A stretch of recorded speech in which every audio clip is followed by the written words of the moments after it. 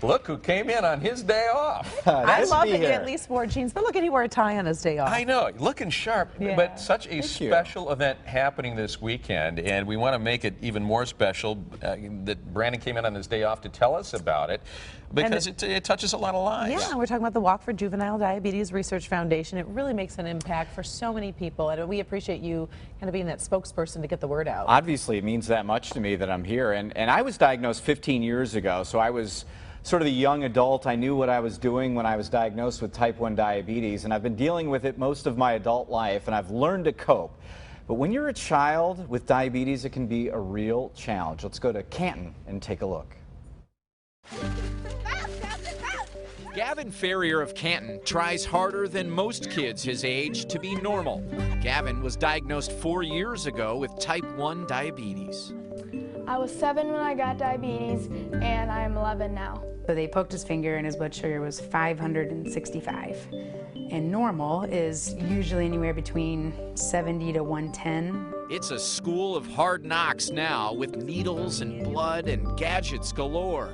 I think it's hard because, it sometimes hurts when I poke my finger or when I do my site changes or when I do shots. Type 1 diabetes, or T1D, makes Gavin and millions of us around the world fight to be normal.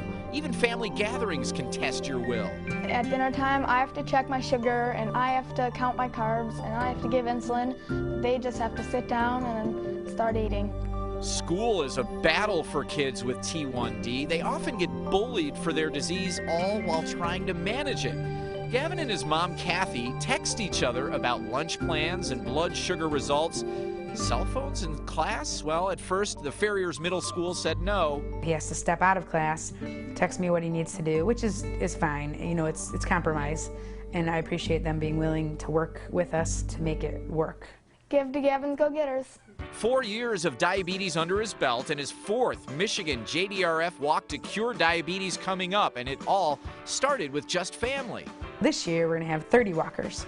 So every year we get a Gavin's Go-Getter t-shirt. Each t-shirt at the walk is a canvas to tell your story. So many finger pokes that create scar tissue and pokes that just sometimes hurt. He has poked his finger 15,100 times. He has had 3,200 shots.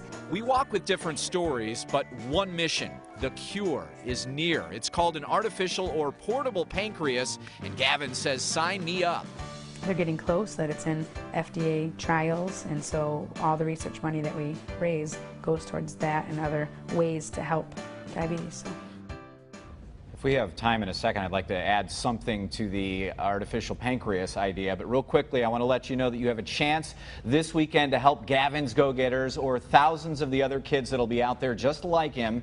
I want you to join me this Sunday at 8:30 at the GM Tech Center in Warren for the Walk to Cure Juvenile Diabetes. Again, that's this Sunday, 8:30 in Warren, about Mound and 13 or 14 Mile at the GM Tech Center. It is a great event for the whole family. Even if you don't have somebody with type 1 or 2 diabetes in your family, they've got bounce houses there. Radio Disney's going to be there. Lots of fun snacks, a lot of stuff to do. The Local 4 morning team is going to be out there signing autographs for people. Really looking forward to meeting everybody. We were out there last year, and my mom is sitting right over here. She flew in from Chicago for the event. It's a ton of fun, and it's a great venue to have the walk at, and I couldn't be more proud of the JDRF and the work they're doing. Right. But just as I was getting ready to come in, I got a call from Medtronic, which is a company that makes the insulin pump that I wear, and they said we are now in trials with FDA approval for these portable pancreases, and we thought this was going to take a few more years in order for everybody to get it, but it looks like they could be coming sooner than later. And basically what that is, you have a little device that tests your blood sugar constantly throughout the day and then administers the insulin you need, and also has a shot of glucose if your blood sugar starts to get too low. So sort of a set it and forget it type thing for diabetics. So no pokes for kids like No more Gavin. pokes. So nice. And you guys can see my fingers. I've got callousing and dry skin on my fingers from checking my blood sugar 6-8 times a day.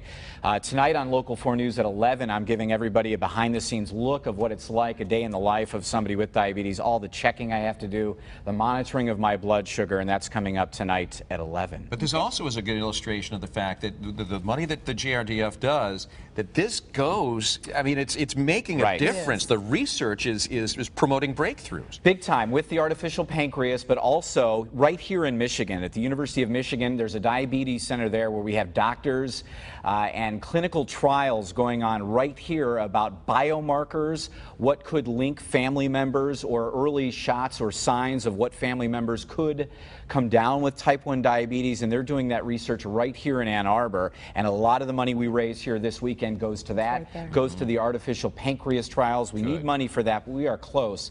We encourage you to come out and join us and donate if you can. We have all the links for you. Click on Detroit.com, just go to the health section, you'll see us there. All right. You've got a very proud mom over there. She's over there yeah, smiling. She's a cutie.